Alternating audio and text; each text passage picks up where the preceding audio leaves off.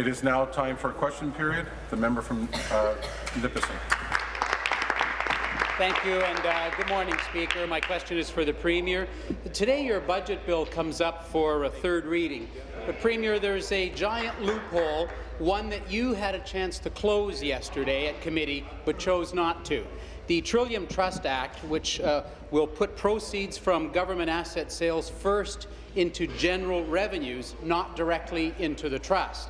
There's no guarantee that any money will ever make it to the trust and not be used just to offset your deficit. Once you sell an asset, only you, without this legislature ever knowing, gets to decide whether that money is, quote, qualified to go into the trust, and if so, how much will actually ever make it into the trust.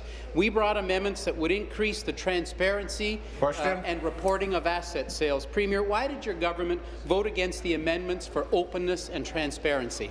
Premier. Thank you very much, Mr. Speaker, and I know that the Minister of Finance is going to want to talk about the technicalities of the Trillium Trust, but Mr. Speaker, let me just say this, that we are committed and have been from the time that we introduced the plan, and in fact before, Mr. Speaker, we have been committed to building transportation infrastructure, including transit, and we have committed to creating trust funds, Mr. Speaker, so that the people of Ontario will know how much money is going into transit and transportation infrastructure building, Mr. Speaker, and how that money is being spent. We've committed $29 billion, $15 billion for the Greater Toronto-Hamilton area, $14 billion for outside of the Greater Toronto-Hamilton area, Mr. Speaker. And I'm pleased that the member opposite is showing an interest in building transit, Mr. Speaker. I hope that means that maybe he'll support the budget. Thank you. Supplementary. Thank you, Speaker. Well, sadly, Premier, your handling of the gas plant money gives us 1 billion reasons not to take your word for it.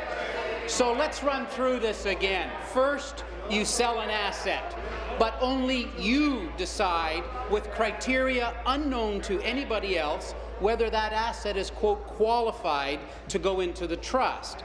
Then, according to the Act, you may require, not must require, a portion of the proceeds, not all of the proceeds, to go into the trust. There's nothing to stop you from simply diverting that money into reducing your deficit, and we'll never know about it.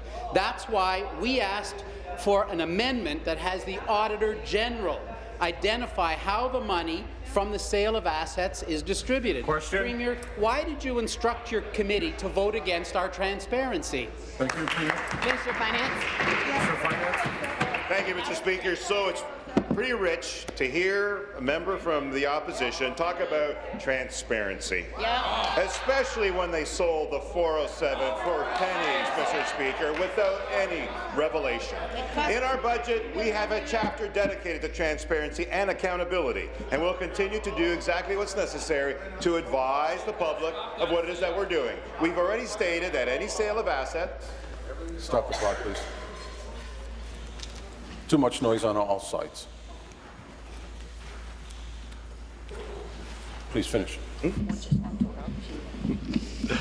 Glengarry, Prescott Russell, come to order. Mr. Speaker, we will continue to provide that openness and transparency in the work that we do. We have made it clear that whatever is being reviewed and assessed will be made public. And we've already dedicated, and we've said that we'll dedicate all those to the Trillium Trust to be used specifically for transportation and infrastructure, Mr. Speaker. We'll continue to do what's in the best interest of the public and of the people of Ontario.